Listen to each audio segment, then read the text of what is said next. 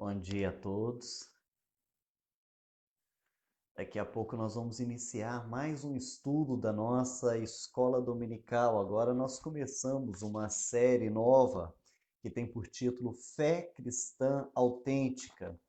Na semana passada nós falamos sobre a criação e hoje nós vamos falar sobre redenção, projeto do grande amor de Deus. Convido você a participar conosco com perguntas, comentários. Nós temos ali o nosso chat, onde nós podemos interagir e aprender juntos. Afinal de contas, na escola, nós falamos e ouvimos. A participação de todos é muito importante.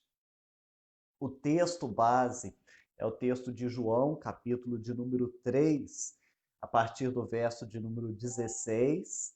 Inclusive, se você puder estar com a sua Bíblia ao lado, será muito interessante, afinal de contas, é um estudo bíblico também, é uma escola dominical que tem como base a palavra de Deus. Então, alguns textos são citados, é, algumas passagens são recorridas. Vocês mesmos podem lembrar de um texto e falar assim: olha só esse texto aqui, e nós lermos o texto ao mesmo tempo. Então, se você puder ter a sua Bíblia aí com você, é melhor. Caso você não possa, não tem problema nenhum. Se atente àquilo que nós vamos falar, àquilo que nós vamos estudar, e assim, pela graça de Deus e para a glória de Deus, nós vamos nos aprofundar um pouco neste que é o tema principal da palavra de Deus. Inclusive, o autor ele diz que se nós fôssemos dar um título às escrituras sagradas, que sintetizasse todo o seu conteúdo com toda a convicção, ele colocaria a história da redenção. Hoje nós vamos falar sobre redenção. Mas para nós falarmos sobre redenção, a gente tem que entender um pouco sobre o que é redenção. Redenção ele é o ato de redimir, salvar, resgatar. Quando nós falamos sobre a redenção de maneira teológica, nós falamos nesse resgate que Deus faz, não somente de nós, mas também de toda a criação. Mas para a gente entender isso, a gente vai ter que voltar um pouquinho, porque nós falamos na semana passada sobre a criação. E na criação nós falamos que tudo foi perfeito. Deus criou todas as coisas e viu Deus que tudo era bom. Agora a gente chega na outra semana e já fala assim, nós temos que redimir tudo isso, nós temos que fazer a redenção, mas por que se tudo, afinal de contas, era muito bom? Acontece que entre a proposta da redenção e a criação aconteceu um fato. Que fato é esse? Deus havia colocado o homem para administrar a criação, dando-lhe domínio. Nós falamos sobre o mandato cultural, sobre a possibilidade de desenvolvimento tecnológico. O homem iria usufruir da criação, mas tudo isso debaixo da obediência a Deus. Deus ele deu tudo ao homem de maneira perfeita, o homem era perfeito, e Deus fez um acordo com ele, um pacto que nós chamamos dentro da teologia de pacto de obras. E o que vem a ser esse pacto de obras? Se o homem agisse corretamente, segundo as ordenanças de Deus, ele teria vida e assim todos os seus representantes. Esse pacto ele foi oferecido primeiramente a Adão. Se Adão levasse uma vida de inteira obediência, ele poderia desfrutar então da árvore da vida eterna, da presença constante de Deus, sem nenhuma interferência da morte. Infelizmente, nós sabemos a história. Adão, ele caiu, ele não cumpriu os requisitos estabelecidos por Deus, mesmo tendo todas as condições de viver uma vida sem pecado, mesmo não tendo necessidade da desobediência, Adão desobedeceu. E ele, juntamente com a sua esposa Eva, os nossos primeiros pais, eles desobedeceram a Deus e, como consequência dessa desobediência, aquele pacto de obras, então, foi descumprido. E com isso reinou a morte, entrou a morte tanto para o homem, quanto também para a criação. A partir desse momento, nós entramos numa caminhada para o caos. Tudo vai se destruindo, tudo vai acabando, tudo vai finalizando. A entrada da morte se deu através do pecado. O homem, como toda a criação, então estavam condenados ao aniquilamento. Para se evitar esse aniquilamento, é que nós temos então um projeto baseado no amor de Deus, chamado redenção. Porque Deus não permitiu que o homem continuasse no seu estado de pecado e miséria, mas propôs um meio para reverter essa situação. E é sobre isso que nós vamos falar nessa manhã. O nosso texto base se encontra em João, capítulo de número 3, a partir do verso de número 16, que nos diz assim: porque Deus amou ao mundo de tal maneira que deu o seu Filho unigênito, para que todo que nele crê não pereça, mas tenha vida eterna. Porquanto Deus enviou o seu Filho ao mundo, não para que julgasse o mundo, mas para que o mundo fosse salvo por ele. Quem nele crê não é julgado. O que não crê já está julgado, porquanto não crê no nome do unigênito Filho de Deus. O julgamento é este, que a luz veio ao mundo e os homens amaram mais as trevas do que a luz, porque as suas obras eram más. Pois todo aquele que pratica o mal aborrece a luz e não se chega para a luz, a fim de não serem arguidas as suas obras. Quem pratica a verdade aproxima-se da luz, a fim de que as suas obras sejam manifestas, porque feitas em Deus. A redenção, ela é um projeto do amor de Deus. E ela não foge do propósito inicial de Deus, porque Deus, como eu havia falado, ele estabeleceu com os nossos primeiros pais, com Adão, mais especificamente, um pacto de obras. Ele teria que exercer aquela vida de obediência plena para garantir a vida.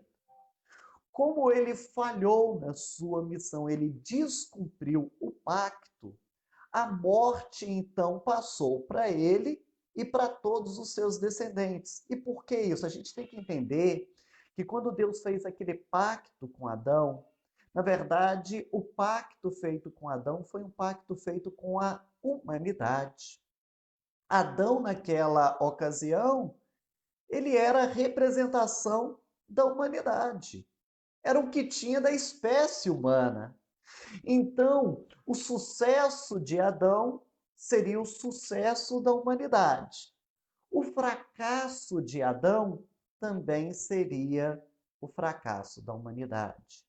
Como Adão desobedeceu, toda a humanidade, representada por ele, também caiu no fracasso, sendo condenada à morte, tendo a morte como consequência. Afinal, nós sabemos, através de Romanos, que o salário do pecado é a morte.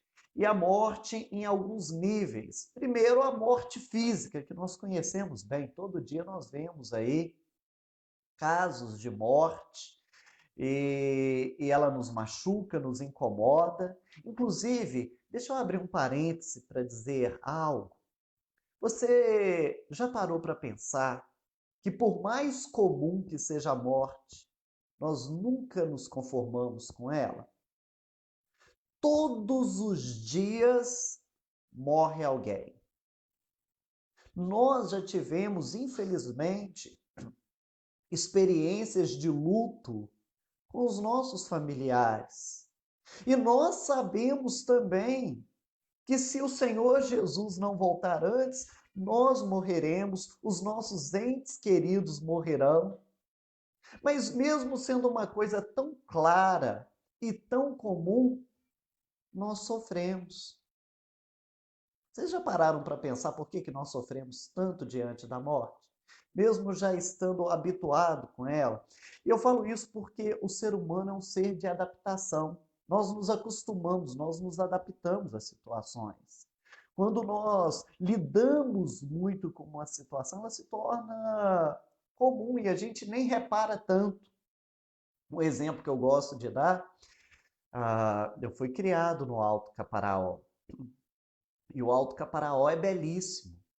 Só que eu já acostumei tanto passar pelas ruas do Alto Caparaó, pelas estradas que dão acesso ao Alto Caparaó, que às vezes eu estou lá no carro andando e nem reparo. Agora você nota uma pessoa de fora, um turista, porque ele abaixa o vidro do carro, ele diminui a velocidade, ele coloca a cabeça para o lado de fora, ele fica encantado com a paisagem. A paisagem é muito bonita e chama a atenção. Mas nós já estamos tão habituados que a gente passa direto. É ou não é verdade? Por que com a morte nós não fazemos isso? Todo dia morre milhares de pessoas. Todos os dias nós recebemos notícia da morte de alguém. Nós já participamos de quantos velórios? Mas nós nos entristecemos. Nós ficamos mexidos. Sabe por quê? Primeiro, porque a morte evidencia o pecado que há em nós. Quando eu olho para a morte, ainda que de maneira inconsciente, lá dentro, eu sinto o peso do pecado. Até mesmo aquelas pessoas que não temem a Deus, lá dentro, elas têm ainda a imagem de Deus. E elas sentem por conta do pecado. A segunda razão é porque nós não fomos criados para a morte. Eclesiastes diz que Deus colocou no coração do homem a eternidade. Nós temos isso. Nós temos esse senso de eternidade. Então a morte é meio que algo que bate de frente com algo que está dentro de nós, que é esse senso de eternidade. É por isso que ela nos incomoda tanto. E é justamente para resgatar essa eternidade, essa vida eterna, que entra em ação o projeto de redenção de Deus, tão somente movido por amor. Esse texto que é tão conhecido nosso, porque Deus amou o mundo de tal maneira, nos dá a resposta pela qual Deus tomou essa iniciativa. Eu até agora não estava vendo os comentários. Eu vou dar uma olhada aqui e você pode fazer a sua pergunta, dar a sua contribuição. Bom dia, Cirlei, Gilmar, sejam muito bem-vindos. Tia Zilda, muito bom tê-la aqui conosco. Mãe, bênção. Kendria, bom vê-la, a família toda aí reunida na escola dominical. César, sempre bom tê-lo aqui conosco também. Como eu estava dizendo, a redenção, ele é um projeto do amor de Deus. E como se dá a redenção? Ela se dá basicamente em três etapas. E a primeira delas, ela se evidencia, primeiro, na encarnação. O próprio Deus se faz homem. E por que que Deus se faz homem? Deus se faz homem porque a proposta do pacto de obras tinha sido feita entre Deus e o homem, entre Deus e a humanidade. Então, Deus, para cumprir esse pacto, porque na verdade o pacto não muda. Se qualquer pessoa conseguir viver uma vida sem pecado algum, ela tem direito a essa vida, porque faz parte do pacto. Se qualquer pessoa conseguir viver uma vida livre do pecado, ela está garantida. Agora, vamos falar a verdade. Eu e você conseguimos viver uma vida livres do pecado? Como nós pecamos? No trimestre passado, nós estávamos falando sobre a santificação e a gente viu o quão miserável nós somos, o quanto que nós pecamos. E não somente isso, mas nós também já nascemos em pecado. Só por nós sermos representados por Adão, nós somos geração ordinária, nós somos descendência. Então a gente já nasce em pecado. O pacto de obras está aí, o problema é que nós não temos condições de cumprir. Então, para que se tornasse possível esse cumprimento, Deus toma a figura humana, Deus se torna homem e habita entre nós. O Senhor Jesus, ele é verdadeiramente Deus e ele é verdadeiramente homem. Ele tem duas naturezas distintas, a humana e a divina.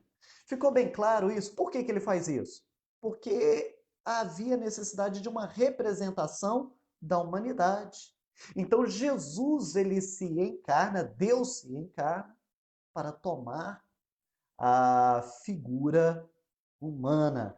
Algumas pessoas chegando aí, Cleides, bom dia. Dona Deus Helena, Deus abençoe muito. Rogério, Deus abençoe muito você, a família que só está crescendo, né? A gente acompanha aí e fica muito feliz com o crescimento, com as bênçãos que Deus tem derramado sobre a sua vida e a vida da sua família. Então, primeiro, há a encarnação. O Senhor Jesus, ele se torna um representante da humanidade. Só que o nascimento de Jesus não é um nascimento ordinário. Jesus, ele não vem como geração ordinária de Adão. A gente sabe como foi o nascimento de Cristo. Ele nasce sem pecado. Nós não estamos dizendo que a ascendência dele não foi imaculada. Não, não é isso. O que eu estou querendo dizer é que Jesus, ele é concebido sem pecado. Porque o poder do Espírito Santo é envolvido sobre ele. E ele não nasce como geração ordinária de Adão. Ele se encarna, mas com uma diferença, sem trazer consigo o pecado original. Diante disso, ele leva uma vida de inteira obediência. Aquilo que tinha sido proposto para Adão, agora Cristo cumpre. Cristo, ele cumpre toda a lei. É interessante que o próprio Senhor Jesus, ele diz que ele veio para cumprir a lei. E ele então consegue cumprir aquele pacto de obras.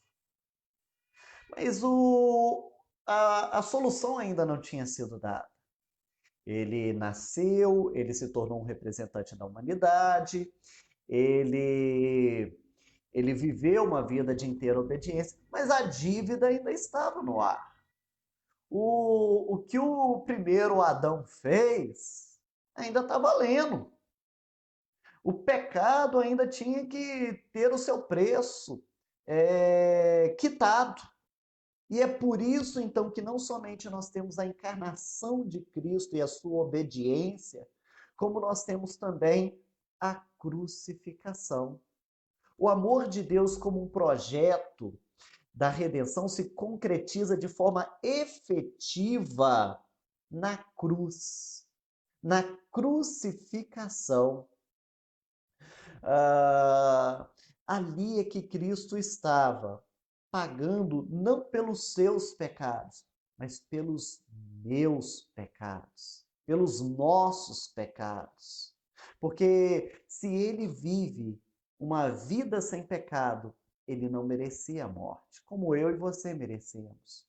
Mas ele assume então o nosso lugar e ele então, de maneira voluntária, vai no caminho da cruz. É por isso que nós falamos que o Senhor Jesus, ele morreu pelos nossos pecados. Tá claro até aí? Esses dois primeiros passos da redenção, a encarnação e a crucificação. Enquanto os irmãos fazem aí as suas perguntas, os seus comentários, dá aí o bom dia ao Rosimar, a dona Mirene, o Sogenes, o Fernando, o Miguel, que estão também nos assistindo nesse momento. Nós temos a encarnação e a crucificação. O que está faltando, então? A ressurreição.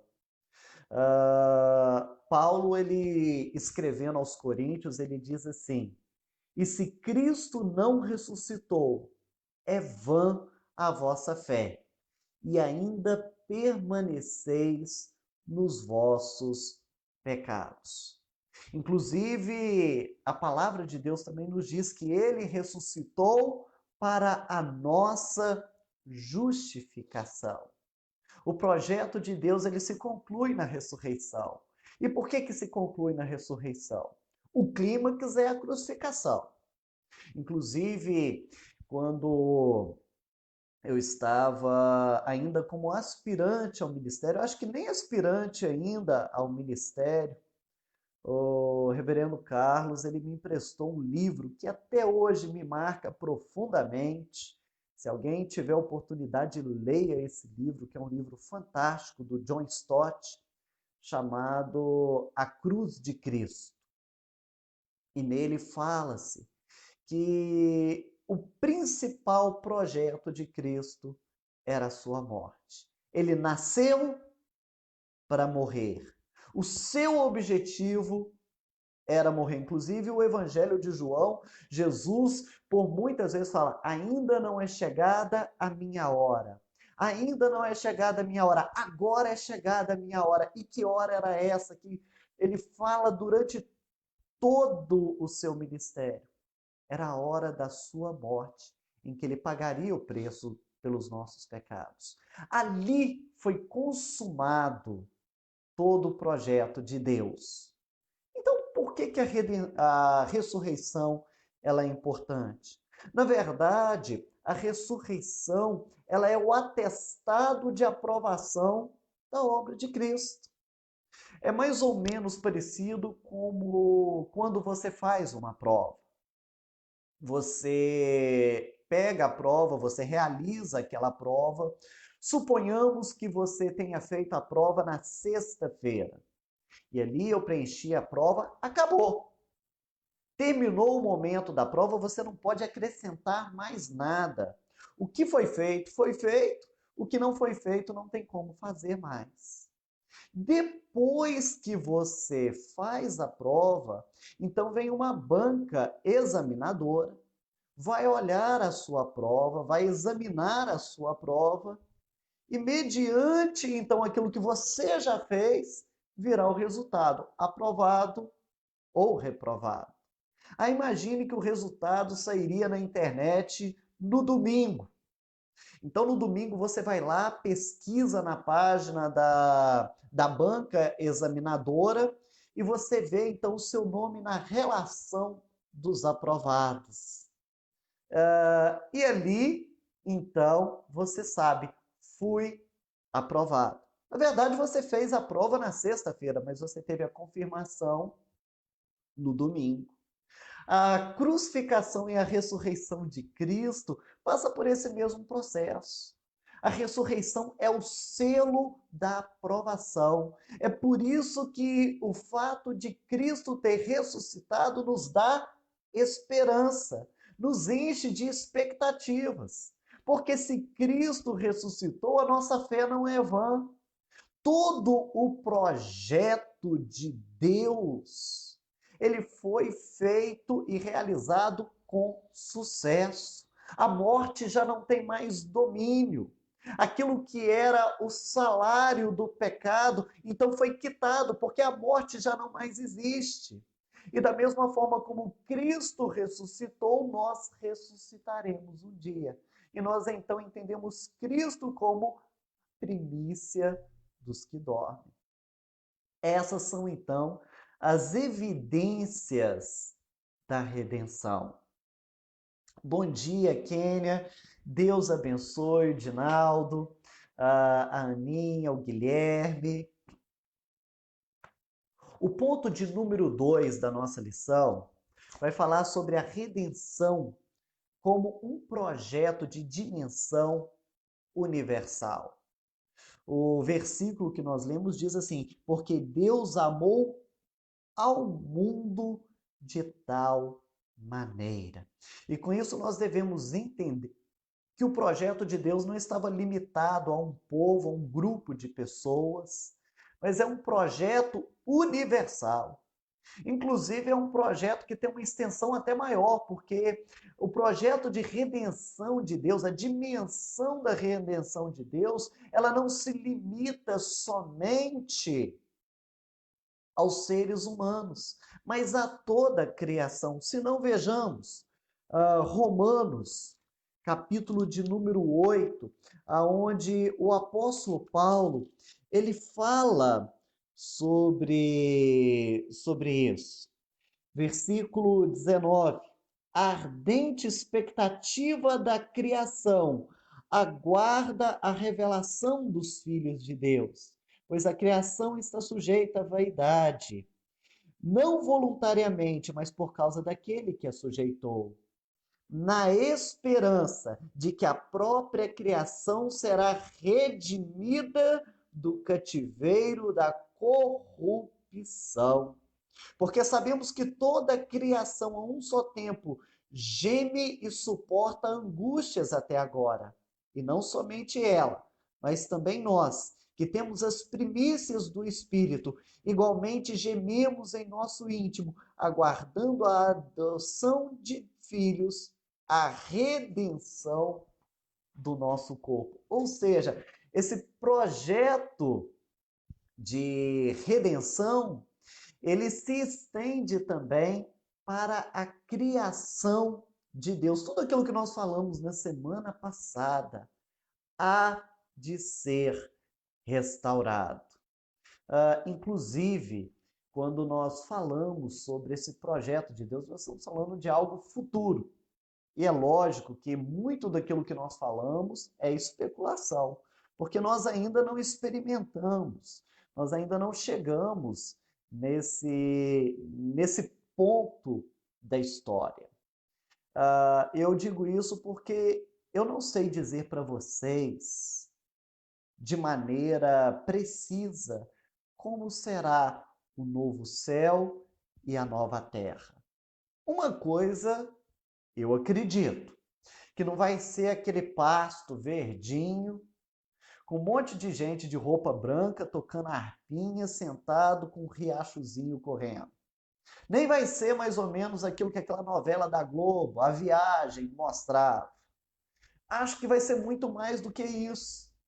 Eu acredito que nós vamos ter a criação como nós já a temos, só que agora restaurada.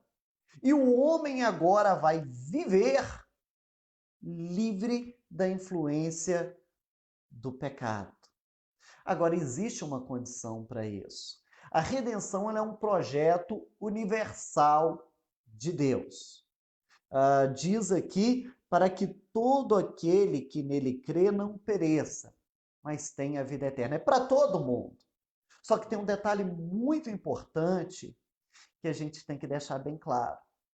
Nem todos farão parte desse projeto. Lembra quando eu falei que a encarnação de Cristo, dentro desse projeto de redenção de Deus, é para que ele representasse a humanidade? Pois muito bem. Cristo ele cumpre o pacto de obras e agora ele oferece para nós aquilo que nós chamamos de o pacto da graça. Ou seja, nós nos unimos a Cristo e passamos a ser representados por Ele. E o Senhor Jesus se torna o nosso Senhor, o nosso Salvador, o nosso mediador e o nosso intercessor. Não são todos que serão salvos, mas todos aqueles que são representados por Cristo. É duro dizer isso? Claro que é. Porque tem muita gente que fala assim, pastor, a gente não pode ficar falando essas coisas, não. É ruim imaginar que pessoas vão para o inferno, de que pessoas não vão ter essa salvação, de que algumas pessoas não vão experimentar desse projeto de redenção de Deus. Mas nós falamos tão somente o que a Bíblia diz, nós estamos reproduzindo, nós não estamos criando algo aqui. Porque o texto ele é bem claro. Ele diz assim no verso 18: quem nele crê não é julgado.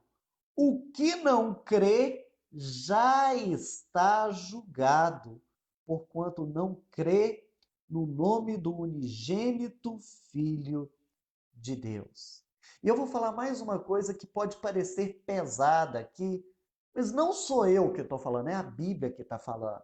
Eu vou voltar aqui 2 capítulos em João 1, quando fala da encarnação, que faz parte desse projeto da redenção de Deus, no versículo de número 12, quando João fala sobre a encarnação, ele diz assim: mas a todos quanto receberam, deu-lhes o poder de serem feitos filhos de Deus, a saber, aos que creem no seu nome, os quais não nasceram do sangue nem da carne, nem da vontade do homem, mas de Deus. O Verbo se fez carne, habitou entre nós, cheio de graça e verdade, e vimos a sua glória como a do unigênito do Pai. O que eu estou querendo dizer com isso, meus irmãos? E, na verdade, não sou eu, o pastor Júlio, o Alexandre, não, é a Bíblia. Todos quanto receberam a Cristo, ou seja, aqueles que creem no seu nome, Deus, então, eles têm o poder de serem feitos, de se tornarem filhos de Deus. Isso vai nos fazer entender que aquela frase de que todo mundo é filho de Deus, ela não é uma frase correta. Todos nós somos criaturas de Deus, mas nem todos são filhos de Deus, porque se tornam filhos de Deus aqueles que creem no Senhor Jesus Cristo. E isso é injustiça da parte de Deus de forma alguma. Se você está aqui desde o início do nosso estudo, você percebeu que Deus fez tudo bom para o homem, fez uma proposta, um pacto muito bom para ele, com todas as condições de cumprir, e foi o homem que pisou na bola.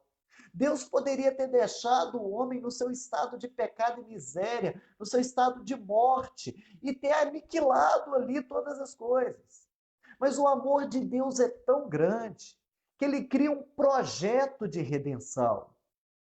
E como o homem não é capaz de cumprir o pacto das obras, ele mesmo torna ou toma a figura humana, ele se encarna, ele vive uma vida de inteira obediência, ele cumpre o pacto, Ele paga pelos nossos pecados com uma morte cruenta e dolorosa. E agora ele oferece a oportunidade da redenção para todos aqueles que creem no seu nome, para todos aqueles que se unem a ele, que aceitam a sua representação. E isso de que forma? Tendo na figura de Cristo, o seu único e suficiente Senhor, Salvador, mediador e intercessor. É por isso que a Bíblia ela é bem clara, dizendo que Cristo é o caminho, é a verdade e é a vida. Ninguém chega ao Pai, ninguém chega a Deus a não ser através de Cristo Jesus. Não tem outro meio, não tem outro nome pelo qual importa que sejamos salvos. A Bíblia ela é muito clara quanto a isso. O projeto de redenção é universal, mas para todos aqueles que estão unidos a Deus através do único e vivo caminho, que é Jesus. Aquele que rasgou o véu, que tirou toda a separação, aquele que acabou com o abismo que havia entre Deus e o homem. E é justamente na cruz de Cristo que esse abismo ele é destruído. É através da cruz de Cristo que nós olhamos para Deus sem temor e Deus olha para nós sem desprazer. Não existe mediador além de Cristo, porque Ele é o único que de fato pode representar a divindade para nós humanos e representar a humanidade para Deus, a divindade, porque Ele é o único que é 100% Deus e 100% homem. A beleza da redenção, Gilmar está falando aqui para nós, se dá pelo fato de Deus se encarnar e se tornar como um de nós. Nós podíamos questionar a Deus o seguinte: o Senhor nos cobra obediência, mas o Senhor não sabe o que é ser um humano pecador. Mas Ele sabe o que é ser um humano pecador, porque Ele foi tentado em todas as coisas, mas não pecou. Então Jesus sabe sim o que nós passamos como pessoas pecadoras e também sabe que não somos capazes de nos salvar pelos nossos méritos. E aí ele cita aqui o texto de Efésios, capítulo 2, nos versículos 8 e 9, que fala: pela graça sois salvos mediante a fé, e isso não vem de vós, não de obras, para que ninguém se glorie. E é de fato isso. E é interessante,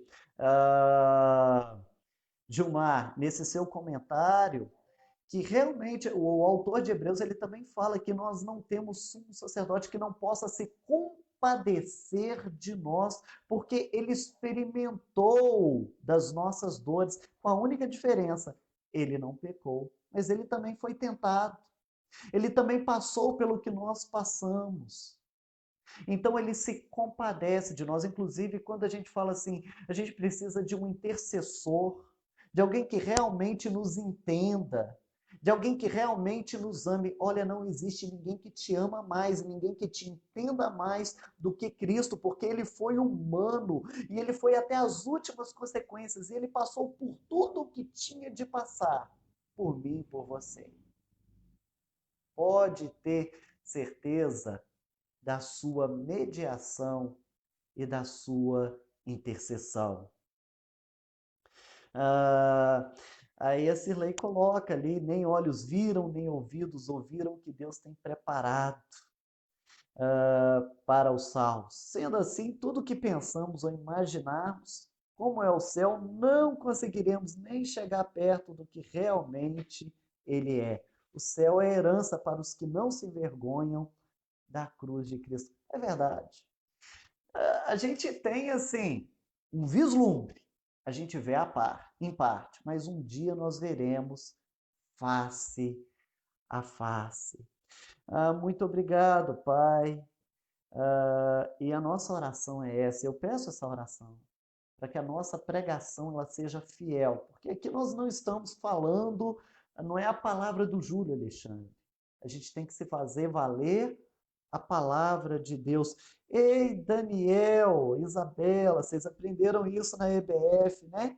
Que joia! Deus abençoe. Cleito está aí conosco também. Nós já falamos sobre o projeto de Deus na redenção. Nós falamos desse projeto de Deus com uma dimensão universal. E agora, no ponto de número 3, nós vamos falar da redenção como um projeto de resultados eternos. Isso por quê? Porque o sacrifício de Cristo, ele não se repete. Ele é perfeito e é eficaz. A obra de Deus, ela já foi, o projeto de Deus, ele já foi completo. E quais são então os resultados? Mas antes de falar os resultados, ninguém chegou a questionar isso, mas deixa eu abrir um outro parênteses, porque pode ser dúvida de alguém. Se o projeto de redenção de Deus se dá em Cristo, como que fizeram aquelas pessoas que viveram antes de Cristo? Se a representação se dá em Cristo, como que aquelas pessoas que viveram antes de Cristo, então, foram representadas por alguém que nem existia? Em forma humana, obviamente, alguém que não tinha cumprido o pacto. Vocês já pararam para pensar nisso? E aí, alguém tem alguma sugestão? Será que esse projeto de redenção é um projeto que se estende somente para nós que vivemos depois de Cristo?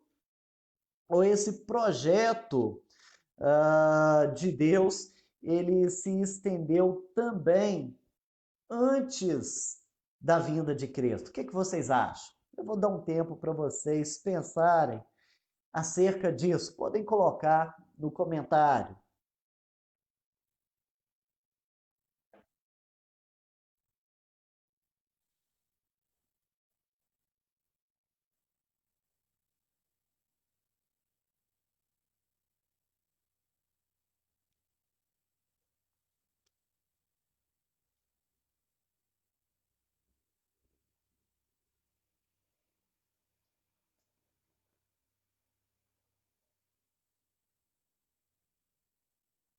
Bem, eu vou ler um outro texto que vai explicar um pouco sobre isso, é o texto de Romanos, capítulo 3, quando fala sobre a justificação pela fé em Cristo. Versículo 21 em diante diz assim: Mas agora sem lei manifestou a justiça de Deus, testemunhada pela lei e pelos profetas.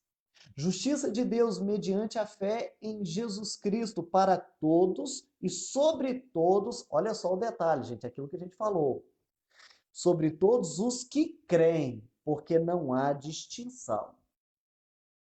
Não há distinção, ela é universal para todos os que creem, pois todos pecaram e carecem da glória de Deus, sendo justificados gratuitamente por sua graça, mediante a redenção que há em Cristo Jesus, a quem Deus propôs no seu sangue como propiciação, mediante a fé para manifestar a sua justiça.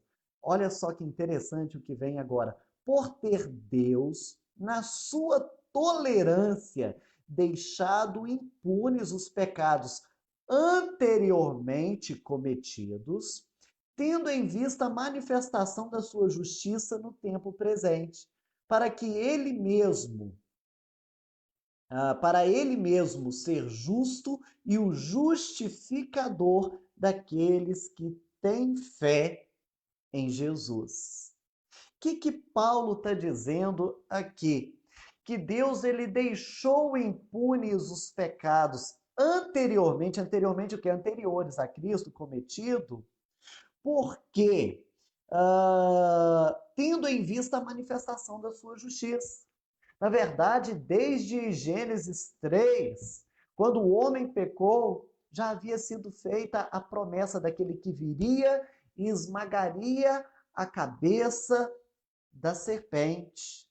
O que acontece ali? Aqueles que vieram em Cristo, eles tinham a fé naquele que haveria de vir. Inclusive, os holocaustos, os sacrifícios, eram uma representação de uma morte expiatória. Quando eles ofereciam os animais em sacrifício, eles estavam dizendo: Senhor, espera mais um pouquinho, porque haverá uma morte no meu lugar. Aquele momento ali era um momento que representava. Não é que o sangue daqueles animais tirava o pecado. Não é que o holocausto que purificava eles, não. Mas porque aquilo ali apontava para um sacrifício, para o Cordeiro de Deus que de fato tira o pecado do mundo. Então eles tinham a fé naquele que haveria de vir. Nós temos a fé naquele que veio, mas a nossa fé é na mesma pessoa, em Cristo Jesus. Eles não viram a Cristo, mas pela fé eles já aceitavam aquele que viria, eles acreditavam no Messias. E eles sabiam que havia necessidade de uma morte substitutiva para o perdão dos seus pecados. O povo de Deus, Israel, eles eram circuncidados. Essa era uma maneira de se dizer, era um rito de iniciação na igreja de Deus, no povo de Deus. A partir de Cristo, nós temos o batismo. O próprio Cristo, ele instituiu o batismo, e o apóstolo Paulo vai dizer que o batismo é a circuncisão de Cristo. Se antes a entrada, o rito de iniciação era limitado a um povo e era de maneira não universal, porque quem era circuncidado eram os homens, as mulheres elas eram aceitas na representação do marido. Agora o batismo ele se estende aos homens e às mulheres também. A redenção, como eu estava falando, ela é um projeto de resultados eternos. E quais são então esses resultados? Nós podemos ver esses resultados que são permanentes de algumas maneiras. Quanto ao homem, nós temos a questão da vida eterna e também da morte eterna. Existem essas duas realidades. Não existe um meio termo. A partir do momento que esse projeto foi elaborado, abriu-se a possibilidade da vida eterna. Mas a morte eterna já havia sido colocada desde a queda. Com o pecado veio a morte eterna. O que apareceu para a gente foi uma nova opção, que é a da vida eterna. Mas esse projeto, ele ainda trabalha com duas mãos. O que eu quero dizer aqui é que há agora a possibilidade da vida eterna, como também há a possibilidade da morte eterna. E isso é que é o mais sério. Porque às vezes nós nos esquecemos que não tem uma posição neutra. Não tem como eu dizer, não, eu não quero nem o céu nem o inferno. Eu não vou servir nem a Deus e nem ao mundo. Nem a Deus nem ao diabo. Não existe neutralidade. Ou você é de Deus, ou você não é de Deus. Ou você é salvo, ou você está perdido. Em segundo lugar, em relação à natureza. A natureza ela será redimida plenamente, como nós falamos. Agora, não somente a natureza, a criação, eu estou me referindo aqui à natureza humana. Porque esse projeto, o resultado desse projeto em nós, será nos levar a um estado de não pecar. A nossa natureza será transformada e redimida de tal forma que nós seremos como os anjos, que são incapazes de pecar. Olha que interessante. A nossa natureza, ela vai ser também redimida. A segunda carta de Pedro, no capítulo 2, no versículo 13, diz assim: "Recebi- recebendo injustiça por salário da injustiça que praticam, considerando como prazer a sua luxúria carnal em pleno dia, quais nódoas e deformidades eles se regalam nas suas próprias mistificações, enquanto banqueteiam junto convosco." Nós temos uma natureza que precisa ser redimida também. A gente viu no estudo da santificação a nossa incapacidade de não pecar. Nós lutamos contra o pecado e o pecado não tem domínio sobre nós, mas nós pecamos. Agora, com essa redenção da nossa natureza, nós seremos perfeitos e santos na plenitude dessas palavras. O Gilmar colocou fez um comentário aqui. No Antigo Testamento, a salvação não era estendida aos gentios. Ela era, na verdade, o projeto de Deus sempre foi universal. Louvai a Deus todos os povos. Israel, ele veio para ser luz para todos os povos. Nós temos caso de pessoas que foram se agregando ao povo de Israel. Nós temos, por exemplo, Raabe, nós temos a Ruth, que passaram a fazer parte. Eles eram gentios, eles não eram de judeus, eles não eram de Israel. Mas o que acontece? Havia uma limitação geográfica. Deus havia feito um pacto com Abraão e a sua descendência, e foi confiado aos judeus os oráculos de Deus, a revelação de Deus. O Antigo Testamento foi dado aos judeus. E havia ali uma limitação na proposta de Deus. Muito embora o propósito missionário de Israel fosse o de ser luz para todas as nações. Em Cristo, e após a ressurreição de Cristo, o poder de sedução e de engano do diabo ele é limitado. E ele então diz: olha, toda autoridade me foi dada no céu e na terra, portanto, ide e fazei discípulos de todas as nações. Esse limite ele é quebrado.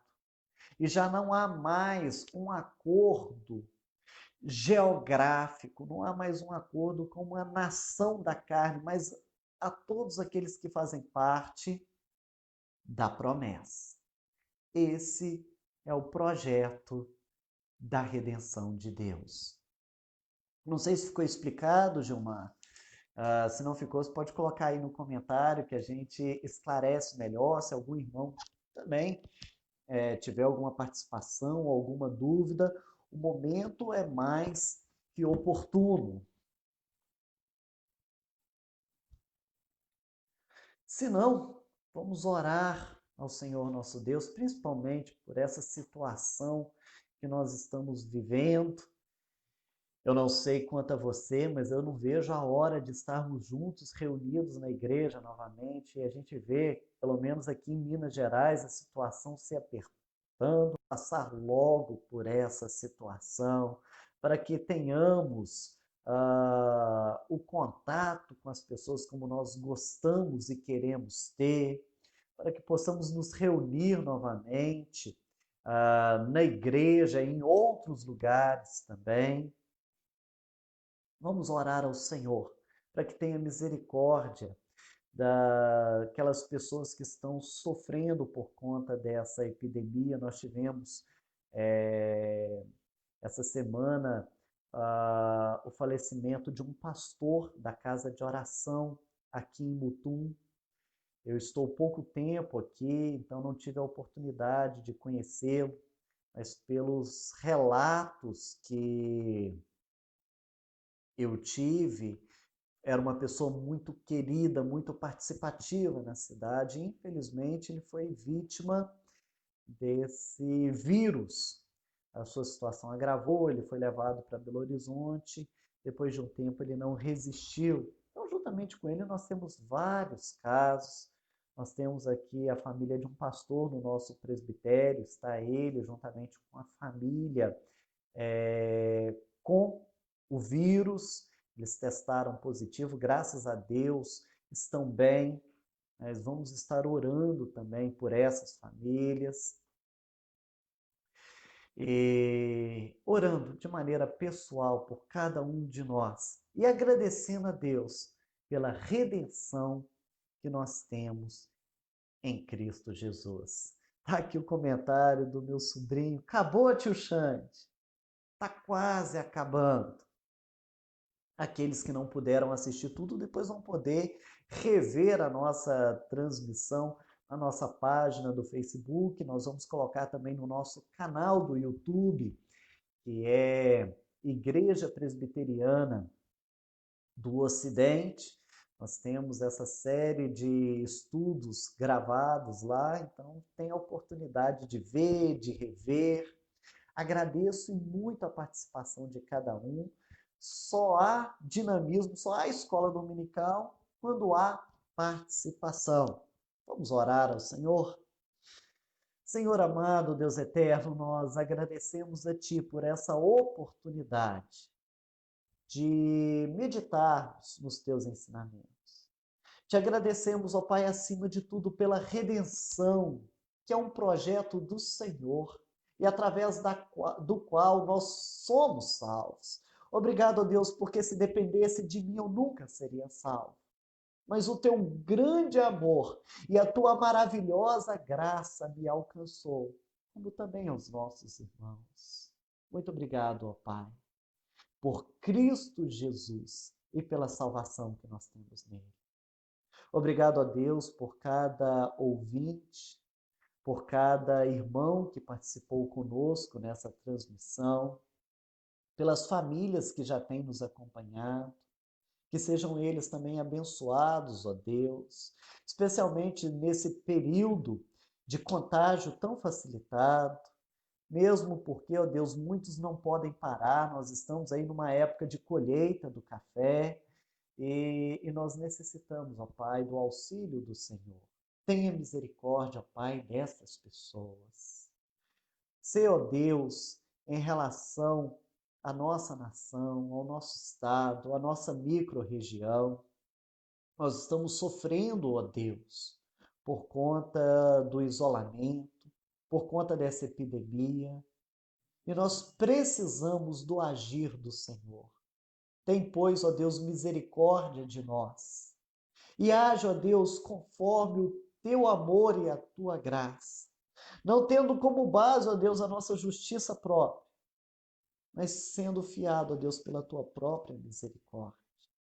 Ser, ó Deus, com as famílias enlutadas, a família, ó Deus, do pastor lá da casa de oração em Butum, não o conheci pessoalmente, mas rogo a Deus em favor da sua família, das suas ovelhas, das pessoas enlutadas. Coloco também diante de Ti, ó Deus, nosso pastor, companheiro de ministério aqui no nosso presbitério, juntamente com a sua família também. Que o Senhor o abençoe, que saia ele logo, ó Deus, deste mal, juntamente com a sua família. Assim nós oramos, no nome de Jesus. Amém.